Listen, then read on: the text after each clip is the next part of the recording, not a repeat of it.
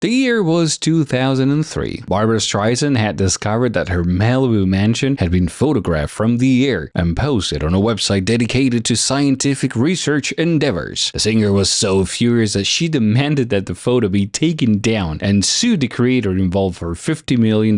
And little did she know that at the time, her house had only been seen by no more than 4 people. However, it only took her ridiculous lawsuit to make her home more popular than ever. Within days after the news broke, the picture was reportedly downloaded 500,000 times. One might think that people would have learned how to deal with the internet by now, but here comes Germany saying, "Hold my kraut, for we can top that." Because it only took for the self-regulatory body of the movie industry in Germany, for Jupiter's sake, they do love long words, to ban a little-known independent movie from getting a theatrical release for it to gain more global attention than Supergirl. I mean, that's on me, the bar was really low, but you know what I mean. An indie movie with a fallen from grace actor fighting for his redemption arc could not have asked for the better publicity than this. Granted, it has the guts to showcase a very real and current problem, which I find commendable. But is it good? I mean, in the end, it's a work of fiction, not a documentary. And with great grief, I have to say that this movie is a complete mess, man. I can't even tell whether there is a movie or just pieces of ideas sewn together. So I will try to make sense of what I saw, but I have to warn you, in my opinion, it wasn't good at all.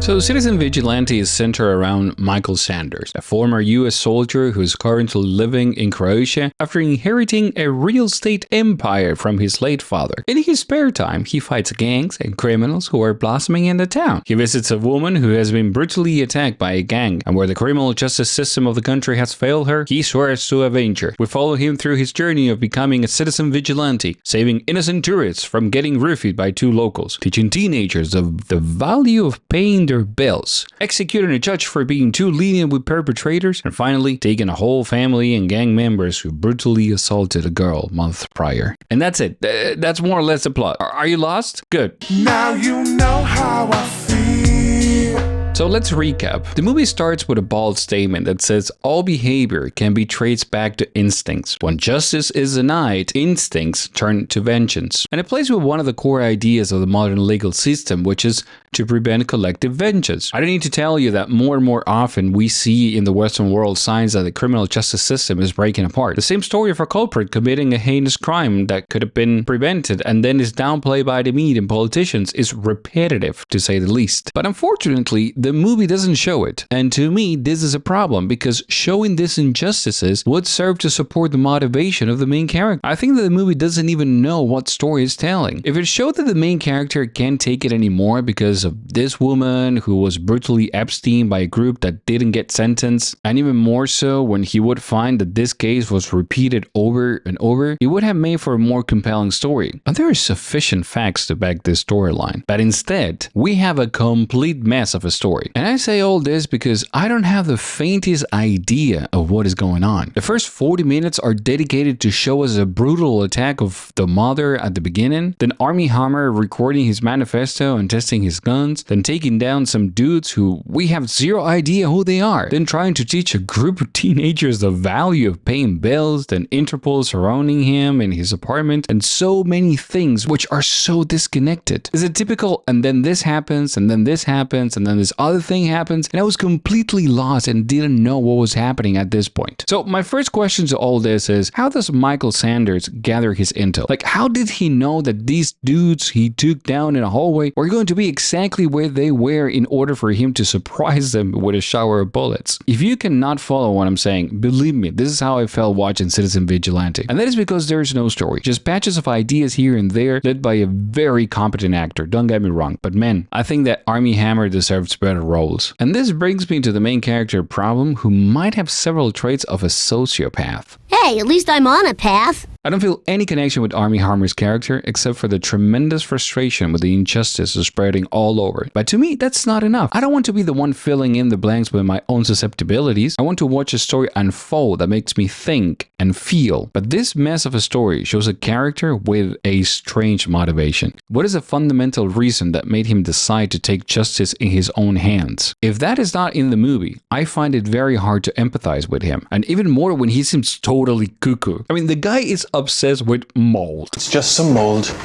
There is even a whole scene, disconnected from everything else of course, in which he's getting to know a courtesan in the biblical sense. But he must stop midway to analyze the mold on the walls. He then proceeds to teach the woman about the importance of opening the windows after taking a shower so as to prevent mold on the walls. And that's it. We never see this woman again. I mean, what is the whole point of this scene besides showing frontal nudity? Alright. Okay, moving on. I am not sure what the idea behind this character is. There is another scene when he visits his own real estate office, and when he arrives unannounced, everyone becomes visibly nervous by his presence. At the end of the scene, he looks around and points out that there are too many old people and hints that they need to hire young people instead. What the hell? Do you want people to lose their jobs? I mean, I have to say, Armie Hammer really puts on a great performance. With a good script, he could make a compelling villain. But this is not a hero or an anti-hero. It's just someone without a motivation that looks erratic to me. Now, could an argument be made about how instinct prevails, therefore whatever happens in the movie is following instinct and not logic? Okay, I understand that, but to that I have to say that if the storytelling is messy and disconnected, I personally disconnect too and lose a train of thought. And I truly believe that the main character who will go so far to achieve his goals needs a solid motivation to support all that. And I think that a good counterexample to this will be Nicolas Cage's character in the movie Kick-Ass from 2010, from which this clip is very famous.